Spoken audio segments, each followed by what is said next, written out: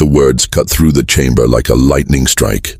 Jasmine Crockett leaned forward, her voice sharp and unflinching, her eyes locked on Trump. "You can try your games, but I deal in facts, don't bow to your ego." For a moment no one moved. The air seemed to thicken. Trump's trademark grin, that smirk he wore like armor, slipped from his face. Gasps rippled through the room. Some tried to suppress laughter. Others looked around wide-eyed, as if needing confirmation that they had just witnessed what they thought they did. Cameras zoomed in, desperate to capture Trump's sudden shift from arrogance to disbelief. And the silence wasn't just silence, it was judgment. It was recognition that something had shifted in the balance of power. Trump opened his mouth as if to respond, but no words came. Crockett didn't flinch. She simply let the silence sit there, filling every corner of the chamber until it belonged to her. And as the moment hung heavy in the air, one question began to echo. How did this confrontation come to be? The answer lies in the story that led to this explosive showdown, a story that would soon leave the nation stunned. The clash did not emerge in a vacuum. It was born from a political climate suffocating under arrogance and division. Trump had long positioned himself as the unshakable force, striding into every arena with the belief that his voice alone could command submission. His interruptions, his taunts, his flair for humiliation were weapons he wielded with confidence, convinced no one could disarm him. He thrived on making others flinch, on bending the stage to his will. But Jasmine Crockett was not built to flinch. She represented a new energy, a defiance rooted not in bluster but in principle. Where Trump sought domination, she embodied dignity. Where he reached for insults, she reached for truth. This wasn't just another verbal joust. It was a collision of two visions for America itself.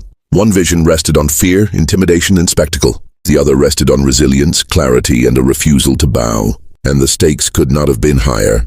Millions were watching, not simply for entertainment but for validation. They wanted proof that arrogance could be checked, that bullying could be stopped, that truth still had teeth. What happened next didn't just rattle Trump, it sent shockwaves across America, reshaping the conversation in ways no one could have predicted. Donald Trump built his political persona on the art of belittlement. From the debate stage to Twitter, he wielded insults like weapons, branding opponents with nicknames designed to stick and sting. He thrived on dominance, cutting others down to inflate his own presence. For years this tactic seemed untouchable. Crowds roared, headlines multiplied, and his rivals often faltered under the weight of his ridicule. Yet beneath the bravado, the cracks were always visible. Every boast was a shield, every insult a distraction. When challenged with facts, his composure slipped. When confronted by sharp, unyielding opponents, especially women of color, his discomfort showed. Instead of engaging on substance, he defaulted to sneers, to eye rolls, to dismissive hand waves.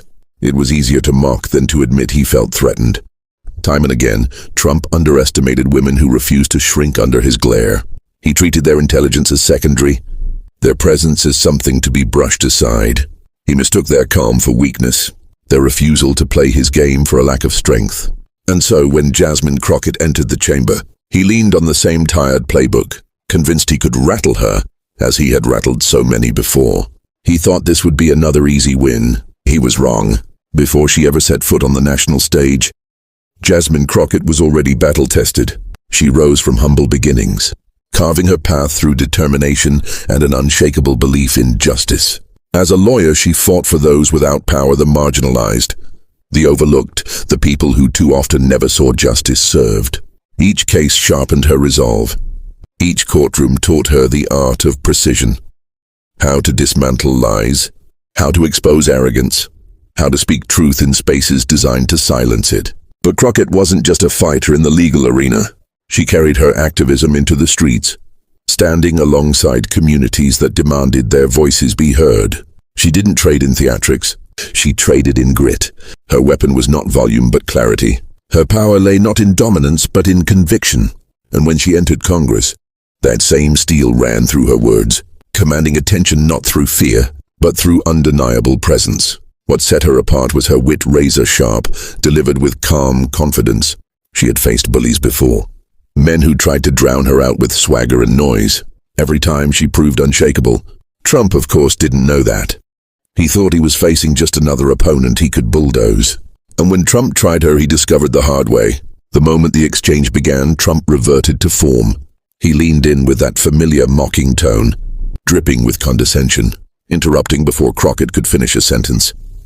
"She doesn't know what she's talking about," he sneered, waving a dismissive hand as if brushing her from the stage.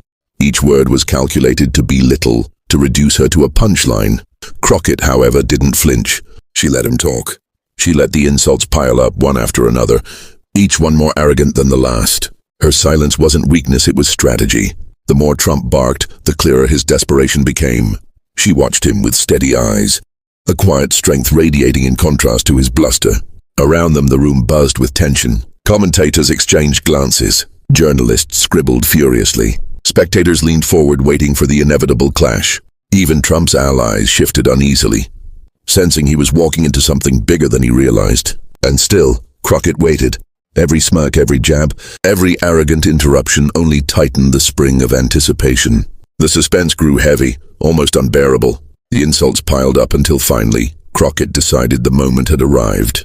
She leaned forward, her voice calm but carrying the weight of conviction, ready to deliver the strike that would leave Trump grasping for words. Crockett didn't rush. She let the weight of Trump's last insult linger in the air, the smugness dripping from his voice. Then, with perfect timing, she leaned forward, her eyes fixed on him not with anger but with precision. "You've built your career on noise," she began, her tone measured, deliberate. "But noise is not truth, and bluster is not leadership." The room stilled. Trump shifted in his seat, his grin twitching. Crockett paused, letting the silence stretch, each second amplifying her words. "You try to bully because you fear being exposed. But here's the truth.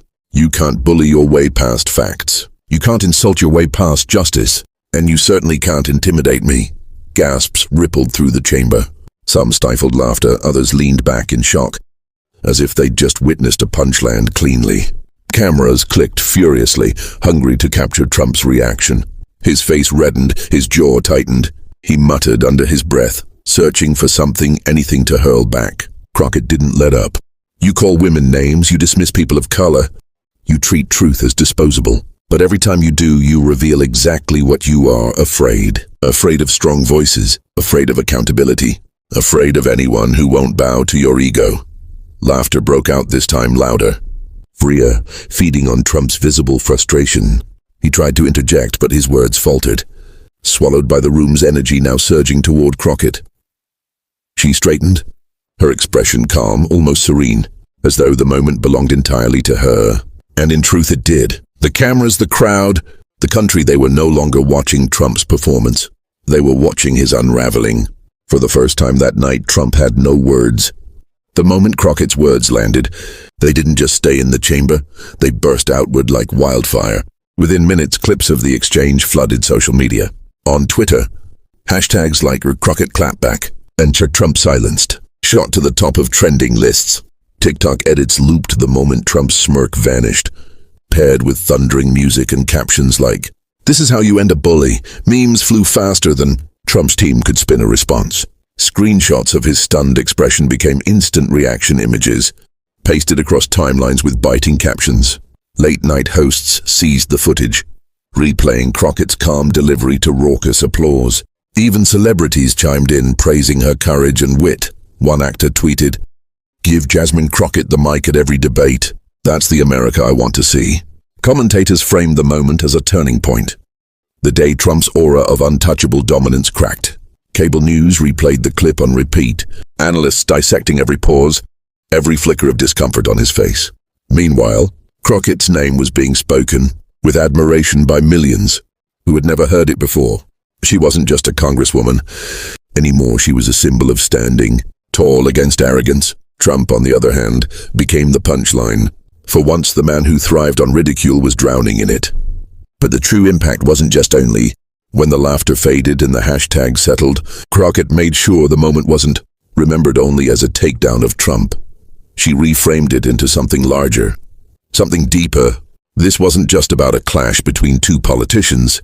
It was about the everyday reality of facing bullies, of refusing to be silenced when the odds seemed stacked. "This is not just my fight," she reminded her supporters. "It's the fight of every person who's ever been told to sit down, shut up, or know their place." Her words resonated because they stretched beyond the walls of the chamber. Anyone who had been underestimated, dismissed, or mocked could see themselves in that confrontation. The clash became a mirror. Arrogance will always try to shout down dignity, but dignity doesn't need to shout to win. The lesson was clear: truth has endurance. Arrogance burns bright but fast, collapsing under its own weight. For millions watching, the moment transformed into inspiration. It wasn't about politics anymore. It was about life itself. And for every person who'd ever faced a bully, her victory was theirs too. Trump tried to challenge Jasmine Crockett, but he wasn't ready for her clapback. What unfolded wasn't just a sharp exchange. It was a reminder of a deeper truth. Arrogance may roar, but it cannot endure.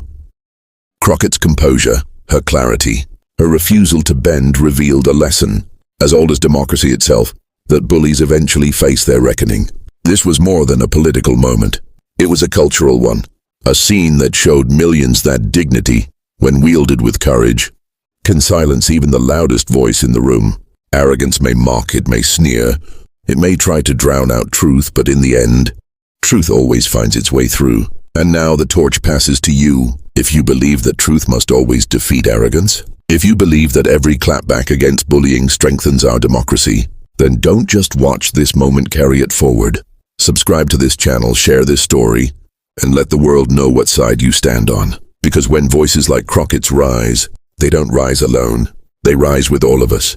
And together, we ensure arrogance never gets the final word.